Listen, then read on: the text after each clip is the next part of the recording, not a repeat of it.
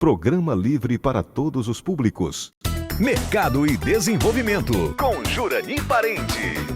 Olá, seja muito bem-vinda, muito bem-vindo ao programa Mercado e Desenvolvimento. O programa que conecta você com o que há de mais moderno em relação ao desenvolvimento das pessoas, tanto na área pessoal como na área profissional. Aqui nós falamos de desenvolvimento, falamos de marketing, de neuromarketing, falamos de desenvolvimento das empresas.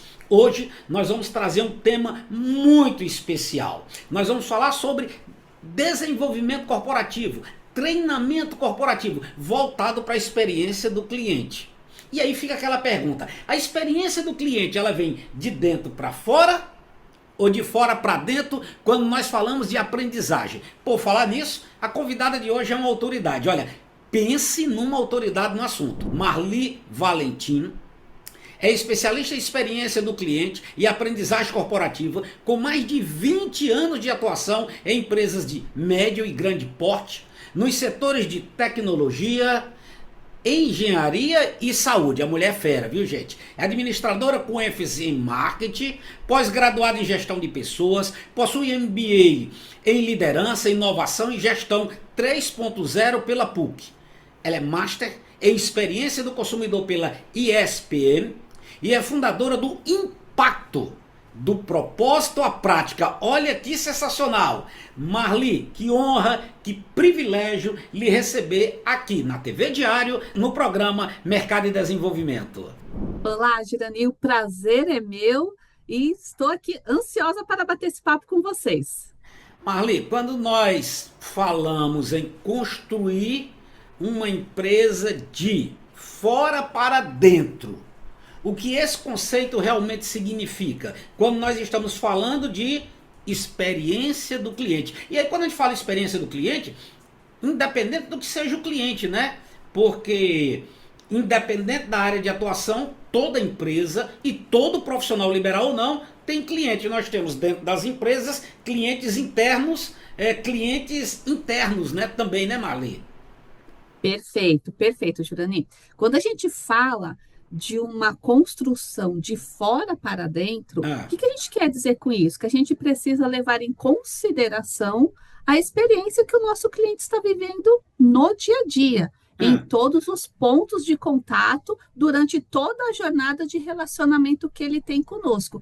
Então, a gente precisa avaliar onde ele tem facilidade, onde ele tem dificuldade, onde ele está satisfeito, onde ele não está satisfeito, avaliar esses dados e aí sim, a gente levar para dentro da nossa organização para que a gente tome as melhores decisões, considerando a expectativa e a satisfação do nosso cliente.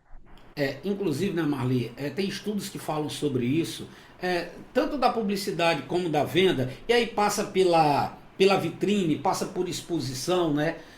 Quanto mais esforço, e aí tanto faz ser cognitivo ou físico o cliente tem, mais distante ele fica da compra ou da decisão de compra. Isso está correto, né, Marli? Está correto. E a gente tem até um indicador que faz essa avaliação, que é o CES, que é justamente isso, Jurani, do quanto que o nosso cliente está se esforçando para ter um bom serviço ou um bom produto. E é claro que a gente sabe que a nossa promessa de marca é sempre poderosa. As marcas falam sempre de uma boa satisfação para o cliente. Então, isso também quebra essa promessa. Quando você vai para fazer um trabalho em uma empresa, tá? Quais fatores você começa a avaliar? Você acabou de falar, né, que de fora para dentro, né? Sempre é bom a gente buscar de fora para dentro para poder trabalhar o pessoal dentro. E tem também uma frase que eu vi, eu não lembro de quem foi a frase, peço desculpas por não lembrar, porque a gente participa de tanto congresso, lê tanto, né? Que eu acho que foi num congresso que a pessoa disse o seguinte: não tem como você separar. Se você quer que o teu cliente tenha a melhor experiência possível, o teu cliente interno precisa iniciar tendo essa melhor experiência. Não tem como separar uma coisa da outra. Eu vou botar coisa entre aspas, tá? Perfeito. É bem importante essa sua colocação, porque eu costumo dizer que ninguém dá o que não tem. Então, se o meu colaborador ele não estiver bem preparado e ele não entender o quanto que o papel dele é importante e impacta, o cliente, se ele achar que ele está resolvendo apenas um processo, uma demanda, enviando um relatório, ele não entende o quanto que isso é impactante na jornada do cliente. Possivelmente a gente pode ter um déficit aí entre o que o cliente espera, né, a expectativa do cliente, e o que a organização está preparada para oferecer. Muitos profissionais, empresas, e é muito falado, o cliente no centro do negócio, tá? Agora, existem diferenças, às vezes até abismais, da prática para o que está na parede, para o que está no quadro, para o que a pessoa deseja como empresa, como vendedor, como consultora, como gestora, como gestor, tá? Aí quando a gente fala no cliente do centro do negócio, tá? Como a gente consegue realmente, se consegue fazer isso, se a cultura não for realmente desenvolvida para que isso aconteça, tem que passar necessariamente pela cultura para o cliente estar no centro do negócio? Precisa.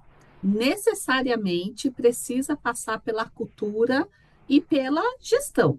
Então, assim, aonde que a gente consolida a centralidade do cliente? Na mesa de decisão. Então, quando a organização vai tomar uma decisão, ela precisa considerar o cliente e não apenas os fatores internos ou de mercado ou de reputação. Então, assim, estamos numa mesa de executivos, Sim. Vai se tomar uma decisão. O cliente precisa estar nessa mesa, né? Considerar o cliente, porque senão possivelmente a gente pode tomar decisões que não vão gerar uma boa experiência. E a cultura, Jurani, ela se estabelece todos os dias. Em todas as nossas atuações, nos nossos comportamentos, nas nossas decisões. Então, a gente dizer que o cliente ele está no centro das nossas decisões só para o marketing, no dia a dia, o cliente vai perceber que não.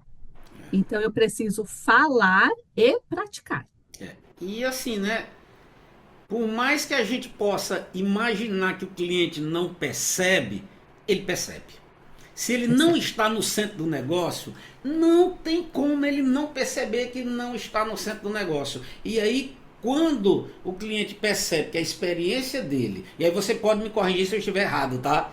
Quando o cliente começa a perceber que a experiência dele não é uma experiência agradável, tá? Muitas vezes a empresa vai ter que fazer um sacrifício muito grande para ter sempre o melhor preço, para estar sempre pelo melhor preço, pelo maior prazo, e menor preço e maior prazo não fideliza ninguém. Pelo menos é o que eu imagino.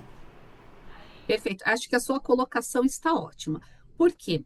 O que deixa o cliente fiel a nós para que ele não olhe para o concorrente e não queira migrar para o concorrente? É ele entender que a experiência que ele vive, ou o serviço ou o produto que ele adquire naquele lugar, ele não vai encontrar em nenhum outro. Sim. Então, o que eu experiencio na marca X, eu não vou encontrar em nenhuma outra. Sim. Então, eu deixo de olhar para os lados e eu não vou... Inclusive, o fator preço, ele não vai estar em primeiro lugar para mim. Porque o que vai estar ali nos meus graus, né, de preferência, vai ser a experiência que eu vivo. Eu vivo uma experiência ali que eu não vivo em nenhum outro lugar. Então, eu até aceito pagar mais por isso. Sim. Se eu não tenho essa verdade, então eu vou procurar outras organizações, por exemplo, que me tenham um preço melhor ou uma data de entrega melhor. Aí eu vou começar a considerar outros fatores, que não apenas a experiência. É a pura realidade. Reclamações, tá? Porque quando a gente fala de experiência, tá? A gente tem que levar para o lado da reclamação. E reclamação é uma coisa que acontece rotineiramente em toda empresa, não é? Agora, quando a gente fala de cultura de aprendizagem, qual é o peso que tem quando a gente fala sobre esse tema reclamação? Porque aí entra generosidade, aí entra vontade genuína de resolver, né? A pessoa sentir do outro lado que existe realmente aquela sensação de resolver, porque muitas vezes a pessoa, o cliente, ele pode ter a sensação, a pessoa que comprou, que alguém está se escondendo porque apareceu com um produto, ou com uma reclamação, né? O que você poderia falar sobre esse tema, Marli? A gente precisa entender que a reclamação, ela é uma experiência que o cliente viveu. Sim. Então, a gente precisa assumir isso no nosso negócio. E, para além disso, Jurani, a gente pode pensar que a gente, assim, quando o cliente nos traz uma reclamação, ele está fazendo um papel de um consultor sem nos cobrar nada. Sim. Ele está avaliando o nosso negócio generosamente e dizendo, olha, aqui está falho, aqui é passível de melhoria. Eu estou te dando uma oportunidade para você resolver. Exatamente. E enquanto o seu cliente estiver te dando essa oportunidade de resolver, você está no lucro. Porque, de repente, ele pode se calar e migrar realmente ali para um concorrente.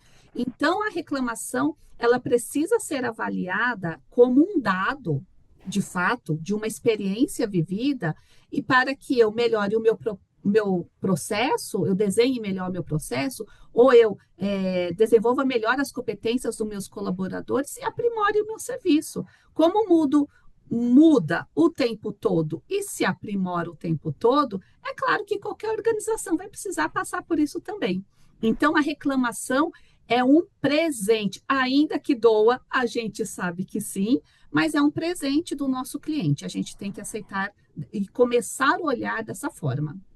Marli, nós estamos indo para o intervalo comercial, é rapidinho, né? Quando o bate-papo é boa, voa, né, o programa. Então, indo para o intervalo comercial, na volta, eu queria que você trouxesse um ponto que para a gente aqui no programa Mercado e Desenvolvimento na TV Diário, tá? É justamente o seguinte: como aproximar as áreas de experiência do cliente e treinamento e desenvolvimento, tá bom? Então a gente tá indo para o intervalo comercial e daqui a pouco a gente volta no programa Mercado e Desenvolvimento aqui na nossa querida TV Diário.